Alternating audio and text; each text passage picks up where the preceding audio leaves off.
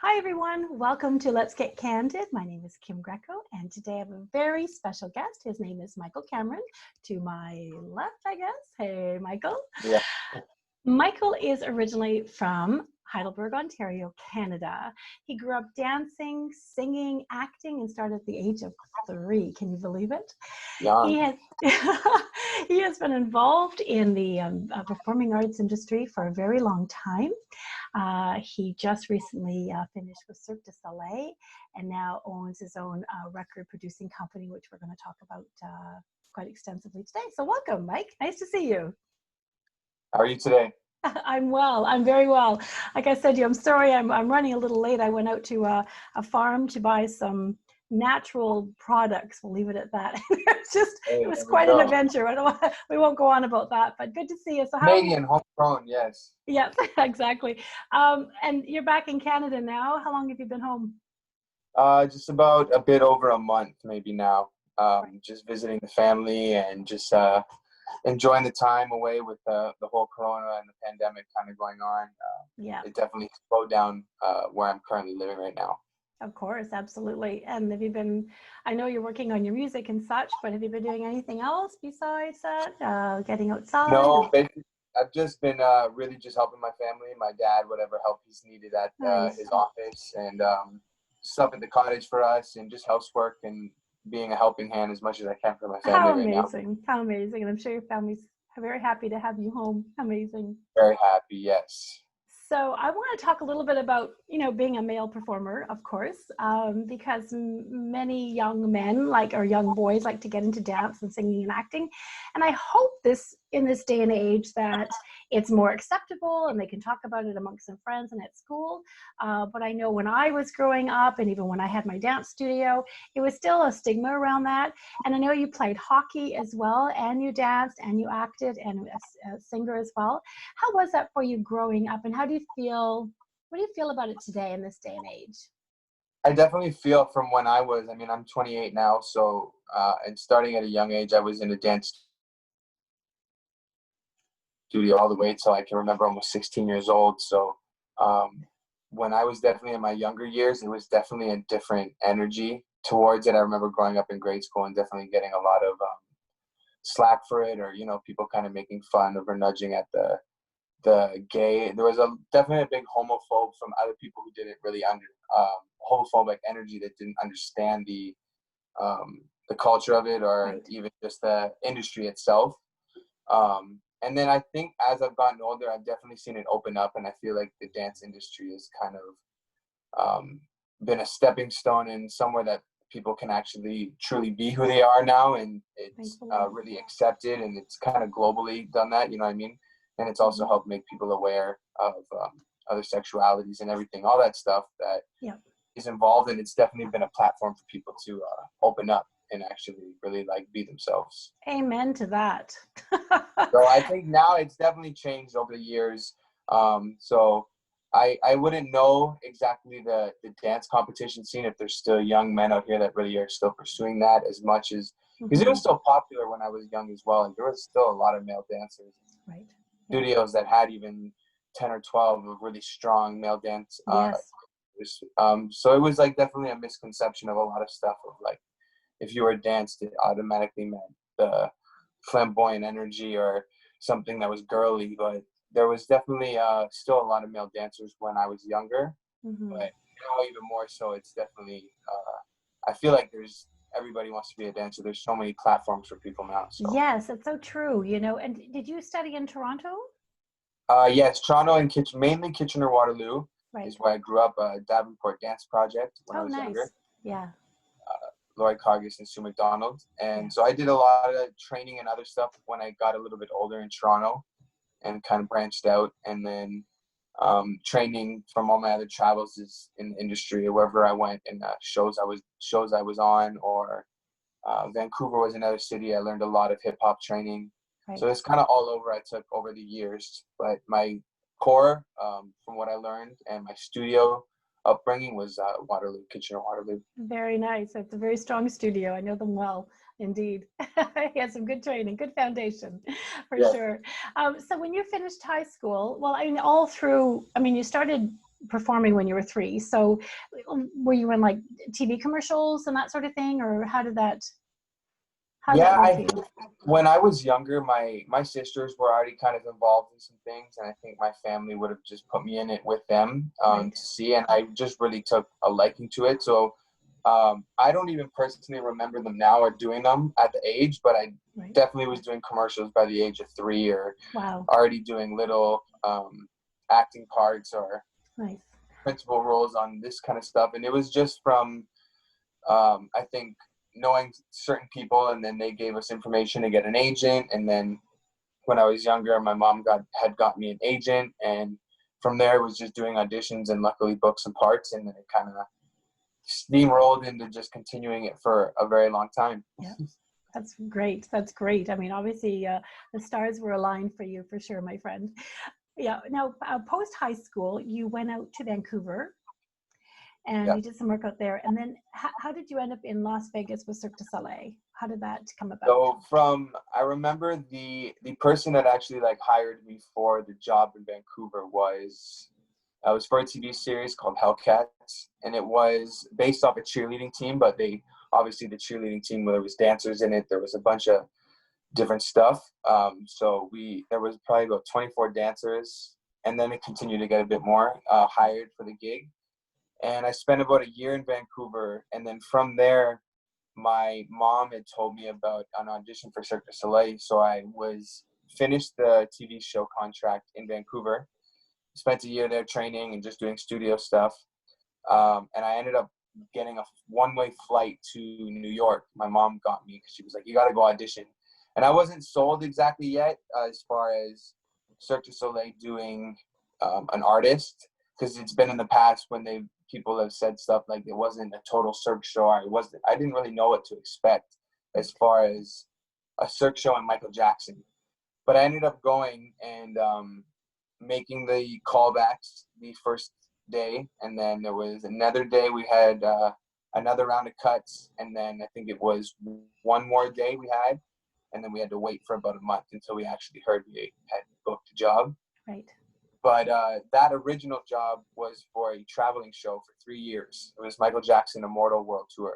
Nice. So for that was all around the world, and ended up being North America, Europe, went to Australia, we did New Zealand, we did many parts of Asia, and it was an extensive 3-year tour. And that's where I learned a lot of training from older dancers, because the cast was definitely of older age. There wasn't many people that was under 25 or 28. There were a lot of prestigious dancers that have already been working for a long time. Right. So I was lucky at 18 to have there was another 18-year-old that the choreographer who hired us actually wanted us to be opposites, because we were both really short. And so it worked out. We were the 2 youngest ones on the tour by a long shot, but it was very good for both of us because we learned so much from people that were, years ahead of us. I bet. Yeah. What a great opportunity for you to have this audition, obviously book the gig and then travel the world. Like, who would have thought, like, how fantastic is that? Some of the coolest places I'm sure that you visited. Do you have a favorite? One more time, you just cut out the last little word. Oh, no worries. I just said, do you have like a favorite place that you were, was it Australia? Was it in Asia, Europe? Did you have a favorite place that you visited? And you'll definitely, yeah. Barcelona was one of my favorites, and I love Japan. I actually have a couple friends from that tour I was very close with. One was from Tokyo, another one was from another city Yokohama, if I'm not mistaken. I might be wrong on that. I really got to brush up, but it's all good. I was really close with them. I actually went and stayed with them and visited them and their families. So I really got to see that culture and that world. And I was in love with it. Europe was definitely amazing because it was so close and you could get around everywhere. Yes. So and then it's also amazing after doing all the traveling to come back and still like love Canada so much, and like where I'm from, and realizing like how beautiful we have it here in Canada still compared to many places in the world. Yeah, we are very fortunate, aren't we? We really are. Yeah. Very good people here. I'm going to say. All right. So you ended up in Las Vegas, and you did Cirque du Soleil for how many years there? So yeah, I did the traveling show for 3 years, and then from there they had another Michael Jackson show in Las Vegas, and they were hiring. Once our show ended, they wanted to take some of the people that were on our show and audition them for that show already, Right. because we already knew kind of half of the material given. So once we auditioned for the Las Vegas show, I ended up being one of the ones chosen to go to that show, and that was 10 shows a week, and I was at the Mandalay Bay, and I did that for like 4 years. How many shows a week was that? How many shows? 10. 10. Yeah. Wow. 5 days a week, so 2 shows a night, 5 days a week, 2 days off. Very intense, Yes. but definitely worth it. It was a good time of my life. Definitely got more independence when I was there, and ended up looking to invest in a property and getting a house out there, and Yeah. just was smart and saved up my money through the tour, and then as well from working there, which was still paying very good. Like Cirque, once you work in the Cirque show out there, it's still definitely a very good intake for being a dancer, you know what I mean? As far as being a dancer and having that weekly salary, a yearly contract, benefits, there was a whole bunch of stuff that was really amazing. good with Cirque. You know what I mean? Sounds like you, it sounds like you were a good fit for Cirque and vice versa, you know? Definitely, yeah. It was a good part of my life. And when I ended up leaving, I went on to an on-call contract, which is a bit less work or commitment.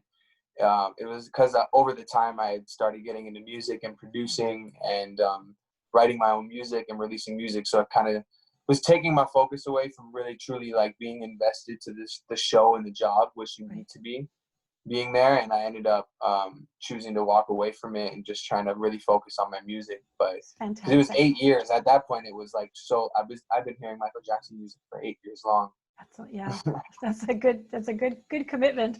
Now, okay, so you also talked about, I mean, you're a musician, obviously. You play the piano, you're playing the guitar, you sing, you dance, you act, more than a triple threat, I would say. So you learned a lot. You just mentioned that you learned a lot from the musicians in LA. Can you talk a little bit about that? Yes, yeah. The musicians that were hired for the traveling show, Immortal World Tour, they were a lot of musicians that had played with Michael in the past, on past tours like the Dangerous Tour, the History Tour, and there was also just a bunch of like really high credentials, very like highly respected musicians that got to work on the show. And one of them I took a really big connection with, Keyon Harrold, and we ended up writing a bunch of music together, and he kind of taught me how to produce from not knowing how to do it at all to like showing me how to write a song and teaching me about a lot of the music industry and just a lot of stuff to get me started on the path to really want to find that knowledge myself and like invest into the craft. Right. So I definitely learned a lot from them. Even my dad, whenever my dad came to watch the shows, he only watched the band half the time or would sit closer to the band because they were like so good when they were doing his Michael Jackson's music live. Incredible to have that opportunity and those huge mentors. For sure. Definitely something special. Sure. Yeah. Now, do you keep in touch with these guys still, or? Yes. Yeah. Everybody from that show, actually, it was kind of a rare show as far as like the length of the tour and the amount of cities we were going to and the kind of vast different talents from all over the world. And everybody from that show is still quite closely connected, actually, still to this day. A lot of people, dancers and musicians, crew people, even. It was a very special show. All the music people, definitely, I still talk to. I still go to it for advice. I still try and have little things we can work on here and there. Everybody gets very busy, obviously, and once you separate from that show, I feel like everybody kind of gets on their own path. Well, sure. But definitely still in contact with everybody. Sure. I love that. Yeah. Now tell us about your company. So you're back in Canada and you've started your own company, your own record label, so to speak. You're producing music. Talk to us about that. So I'm really excited about it. I love this transition that you've made. And I think that you've really launched into something really exciting. So tell us about it. One more time, if you can. You just cut out a little bit there. That's okay. I really want to hear about your new company that you've started up. and the music that you're writing and producing? Yeah, so I started the company once I was in the show with, and it's still an ongoing process. It's still a whole thing that's been building. And it is basically, I had a friend who was in the show with me. He was an acrobat. He was a DJ. We were kind of putting stuff together for, he works for the art school there. So we were doing dance mixes and kind of producing and doing extra stuff. And then I had another friend who was on the show who did engineering and mixing and mastering. So we kind of got together and started writing and making music. And at first it was just more continuing what I had learned on tour of production and just writing. And then it was really investing into my own stuff. So we made a little bit of music. We ended up releasing an album in 2018. And then from then on, it was my plan. And even before I went to Vegas, I still always wanted to start something, a collective of producers, singer-songwriters, artists, DJs, any of the creatives involved in really bringing that music to life, and making a whole collective and a group to share music and build music together. And right now it's really building the brand within myself and my own music, and then to gather from build the platform up enough to then gather more artists and go search later on in life. I definitely would like to look into being an A&R, and build stuff as building artists up, teaching them how to perform, really getting into that category of building the artist. But now we're about to get the LLC for the company, and we're really about to get stuff started as far as just building the brand and getting the name out there with the music. And we've been running studio sessions out of my house, because that's the house I bought in Vegas. I built a studio in. We've been running studio sessions out of the house and recording for artists, mixing for them, and just anything we can help bring even the youth up, because it's always good now to invest in the youth, because they're, the next generation of what's going to come up. Absolutely, it is. So, and music is has such an impression on our youth. It does. I mean, my son loves a variety of music, but he definitely has a specific genre, and there's a reason why he loves that music, and he relates to it, and it's almost poetic. It's really interesting to hear him talk about music. It's a big part of his life too. But so tell me, if someone wanted to hear some of the music that you're doing and writing, and where would they go? How do they hear it? Yeah, you can go to my Instagram, is the best page to find all my stuff. Everything is uploaded on my Instagram, or has notifications where to go. And my Instagram is at Mikey Drops, MikeyDropz. And that's the name that I go by, Mikey Drops, which was actually given to me on the Cirque show from a friend, the other short guy who was my opposite. I was always going to the ground dancing and doing little stuff and actually dropping a lot of things, and he actually just started calling me Mikey Drop, and it kind of just stuck with a lot of people. And I like it. So yeah, it's just kind of carried on. But so they can go to my Instagram, Mikey Drops, and on there you will have a link in my bio, and that will take you to everywhere you need to go. It's kind of like a centralized link of my Spotify, SoundCloud, anything on YouTube. If you look up Mikey Drops on any platform at all, streaming platform or music platform, you're going to find this stuff there. That's amazing. That's amazing. And we'll definitely add that when I upload the interview. I'll make sure I put all those links in there too, as well, for everyone to get a listen.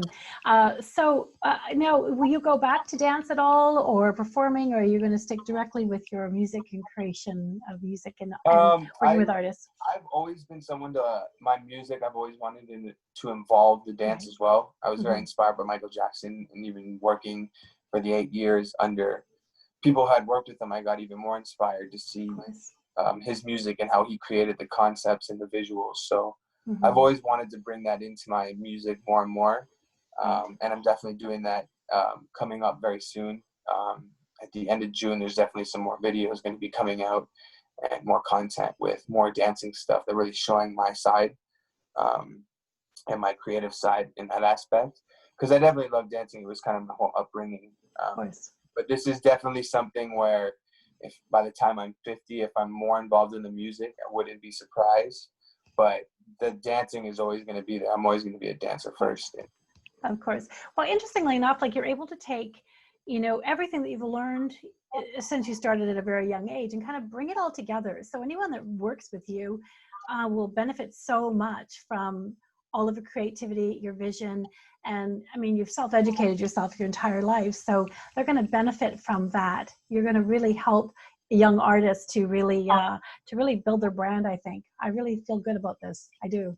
Yeah, and it's actually crazy as coming to 28 now. It's like I've noticed that even more myself, as far as all the training that I've done throughout my whole life, whether it was the acting or the dance studio training, which was very vigorous, and like about consistency and persistence, you know, being persistent in the training, and then the hockey background of still having that more aggressive edge to the training and pushing through stuff, and the teamwork, and then going on tour and exposed to cultures and different religions and traveling, which is, I find, is the best knowledge ever.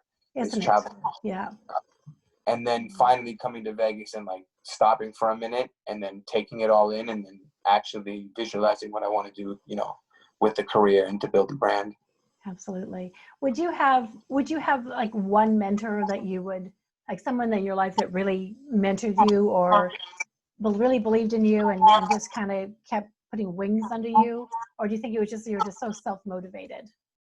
It was both. I think I had one big mentor in many different stages of my life. Like when I was younger, it was definitely my two dance teachers that owned Davenport Dance Project. Like they, from a very young age to almost like 15, my whole kind of childhood area, they definitely helped shape my work ethic. Yes. And I think how I approached the industry.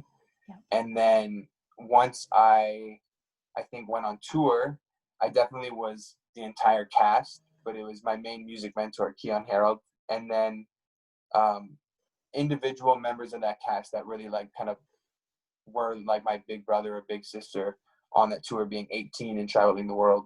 Right. And then I wouldn't have really got into my own stuff myself really once I got in Vegas. But even still, I have a very key people that played like a big part, I feel like, in like helping shape me or helping motivate me to constantly keep me pushing.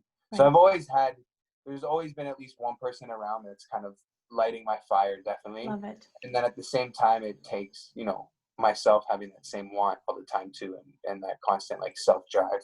Yes. Yeah, you do need that, and you need to believe in yourself too, right? And just keep moving, especially in the industry. You've got to just really dig down and believe in yourself. So for a young performer, let's say a male dancer or a female dancer, what would you say to them? Definitely in our industry, I mean, I can't even imagine more so now with social media and the younger generation, because you have to remember too, even growing up in dance, I was just getting exposed to maybe just YouTube as far as seeing people, you know, classes online, or yes. There definitely wasn't as much social media, so I know it must be, maybe it's harder now to put yourself out there, but it's also easier at the same time. I know there's with the cyberbullying, I don't know. But as far as entertainment, it's not taking anything too personal. I would definitely think that going into auditions, getting a job, you know what I mean? I think constantly searching for knowledge to know about the industry, the business side of it, because even more so now, people can make themselves their own brand, whether it be clothing or if they have other skills in their life that they can brand. Maybe someone is a videographer, someone edits videos, someone makes music like myself. There's way to monetize all that.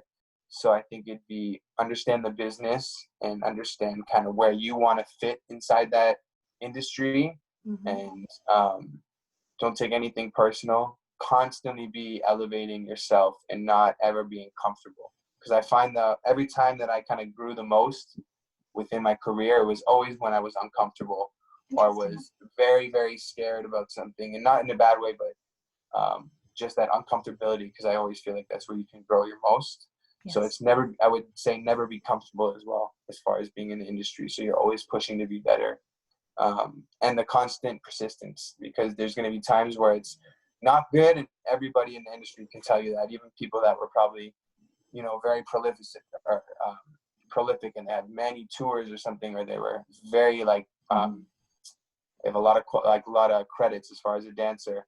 They would have said at the same time, there's probably many times that they were stagnant, or it felt like it wasn't moving, but it's still pushing through that, I think, all the time. Yeah, you know what?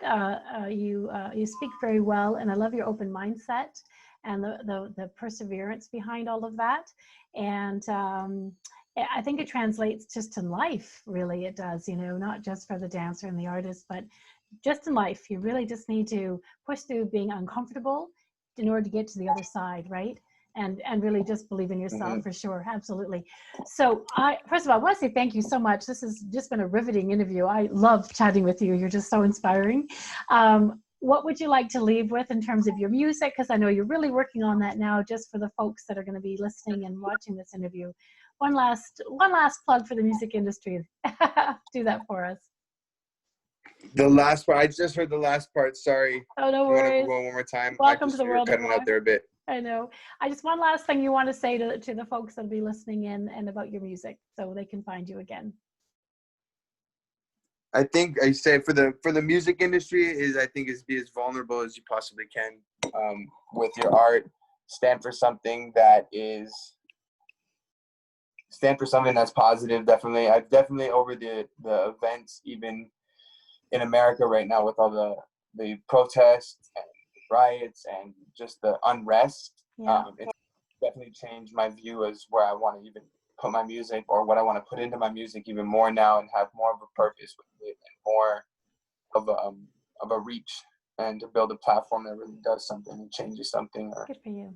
adds value. So I think it's just really be vulnerable with your art at all times. That's what the dancer, it's with musicians. It's be vulnerable, be true to yourself with it, and just there's no right or wrong. I think it's just finding your truth in your art and really putting like time and energy into it. You know what I mean? Yeah, absolutely. Absolutely. Well, Mike, thank you so much for taking the time. I know you're super busy, and I really appreciate the time. Oh, you're just lovely. Maybe one day I'll get to meet you in person. We don't live that far apart. Or I'll just come to Vegas, maybe, when they let us. Thank you, though, very much for having me. Oh, my pleasure. So everyone, I'm Michael Cameron, and it's Mikey Drops, and we're going to upload his Instagram link, so you can follow through and find all of his fantastic music, and follow, like, and support this fantastic artist here. Thank you again, my friend. Have an amazing night. Thank you again. Thank you as well. Okay, bye. Take care. Bye.